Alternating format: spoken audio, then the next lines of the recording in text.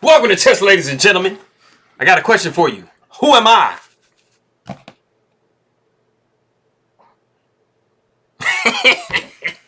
That's Hikaru, man.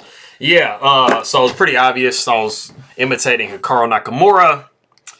He always has the headphones on. He's always jamming, with his head bopping, doing all kinds of crazies, doing the daps and all of that. Anyways, I do have the rounds. Hold on. Okay, the game 3 from the first round between Shakhriyar Mamedyarov and Wesley. So, it is a very interesting game, and it does have, at the very end, I do have kind of like a little in-game concept, just kind of like some in-game knowledge or something like that. I might impart on some people. I don't know. I think a lot of people already know this, but there might be some people out there who don't. So for all my people from the Philippines, I will say, mabuhay to you, kamusta na aking makaibigan, magandang umaga, magandang hapon, magandang araw, maraming salamat po sa nanonood ng aking mga video. Hello, you lit, ingat lagi, mabuting pagbati.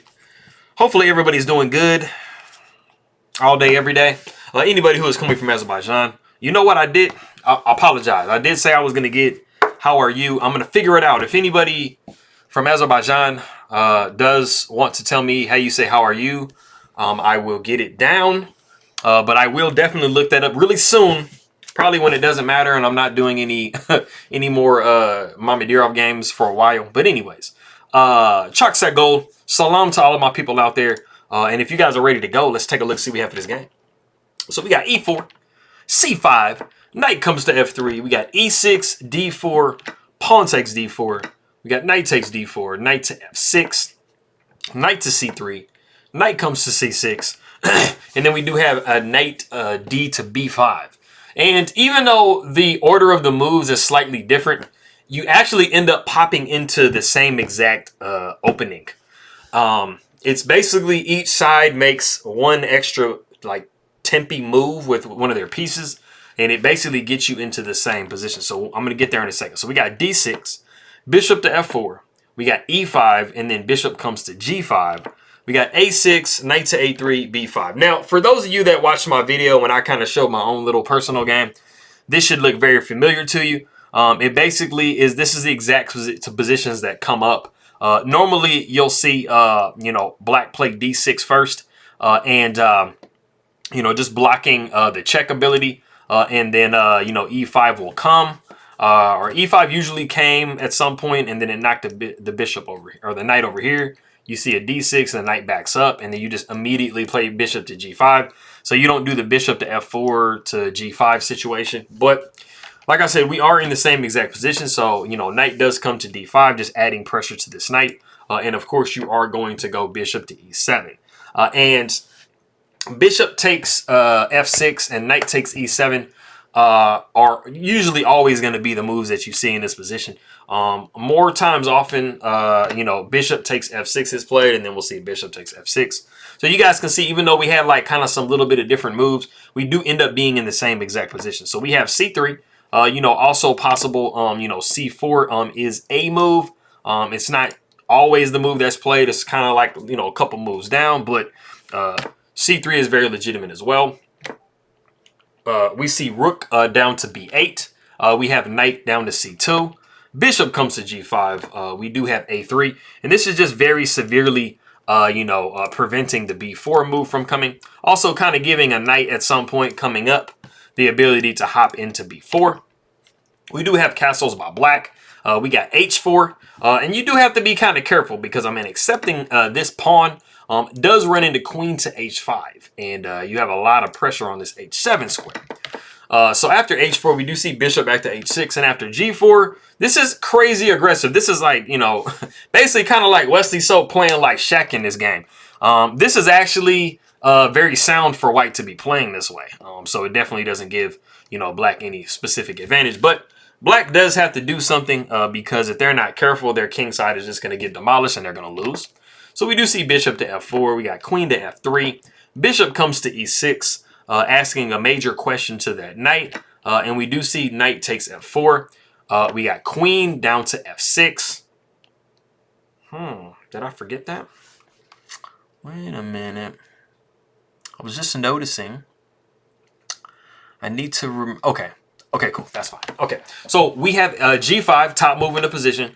Queen takes F4. We got queen takes F4, pawn takes F4. And then we do have the novelty of the game.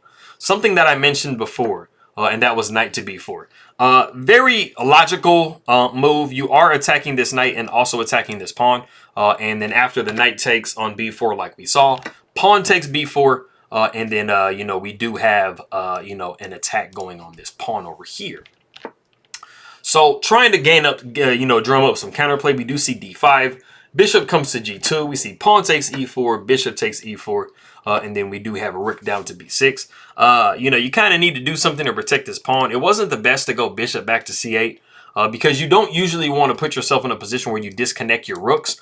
You do normally want to keep your rooks connected after you've developed and gotten out of the opening of the game. You have castles by white.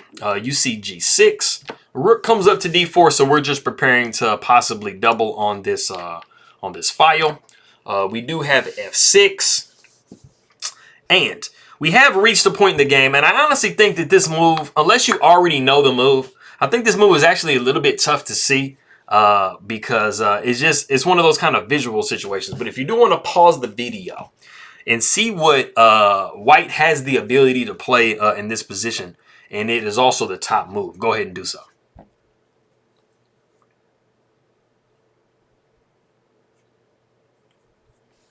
Okay, cool. So we do have some tension here with these pawns, right?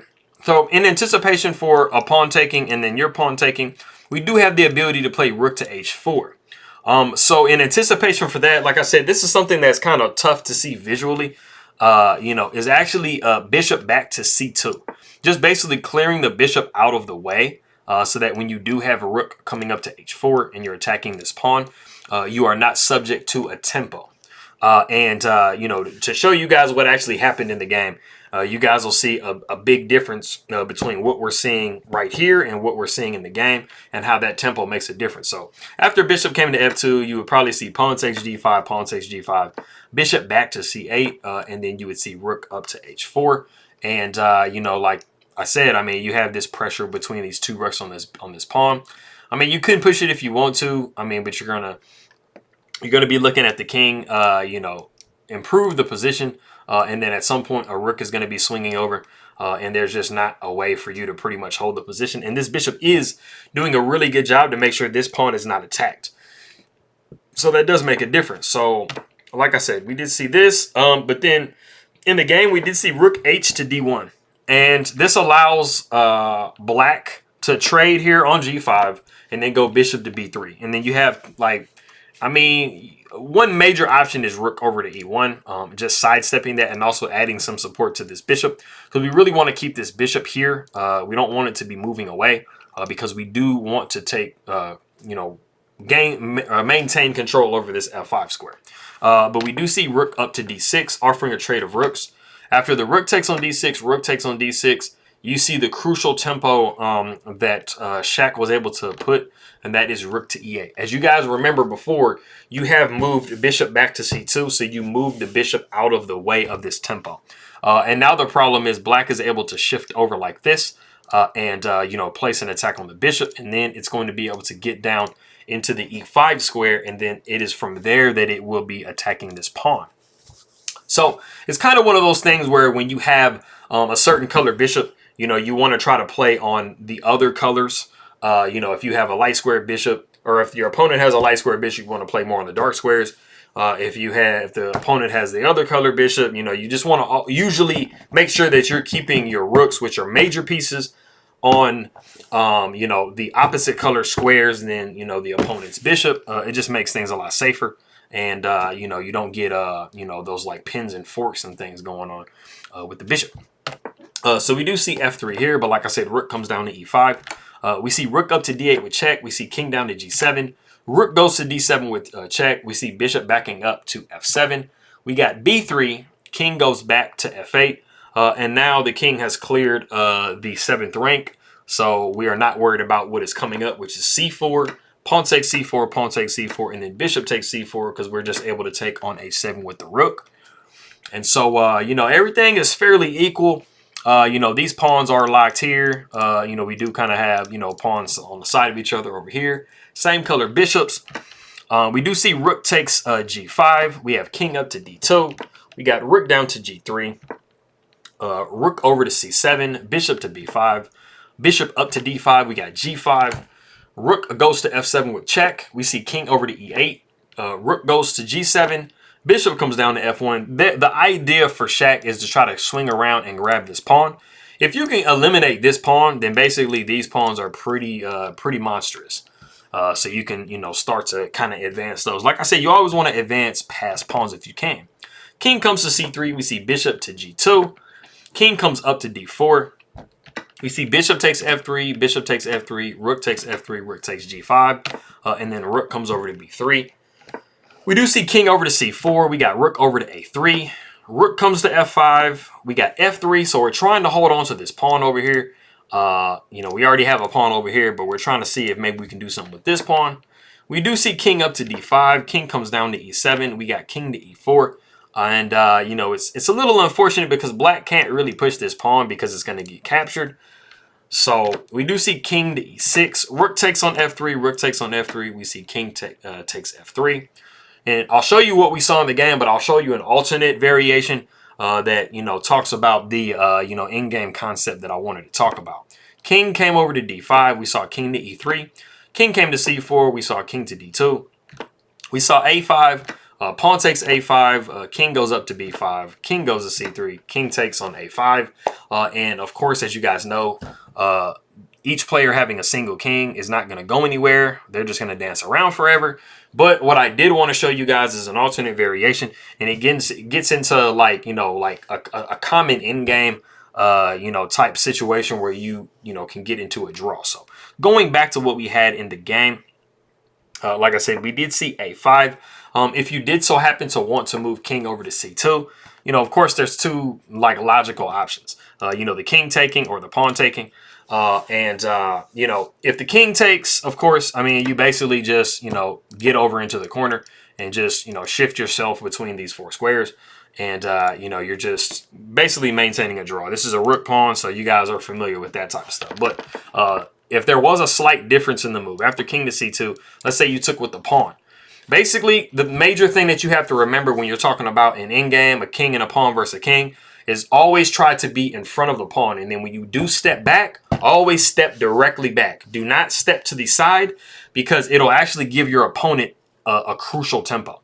So to just demonstrate this, you know, we would see king to b2, you know, possibly b3. And then when you are forced to retreat, like I said, retreat back to the square direct. So you want to step directly back. So don't go back over here. This is going to be completely winning because then after you move over here, this is what we call the pawn squeeze. And now you cannot go here or here, and you're forced to have to step over here. And then the king is going to come in and it's going to promote his piece. And that's a king and queen versus king, a king and rook versus king, however you want to play that. But you have to at least get one of those two pieces. So don't get a bishop or a knight. Like I said, after king came to c3, you know, no. Pawn takes b4, and then after king to b2. After b3, like I said, step directly back to b1. And then once the king comes up to c3, you can oppose him. And then after b2, you hide over behind in front of the pawn on b1. And then, you know, there really isn't anything else for the king to do other than to stalemate you by going king to b3. So just remember this. Remember when you are forced to have to retreat, you know, retreat straight back. So that's what I wanted to talk about. So I appreciate you guys very much for stopping by. It has been a long day, so I will be heading out. But Chak Sago to you guys that are in Azerbaijan. Meraming Salamat Akim Makai Bigan Posa Nanunawod. And I'll see you guys next time.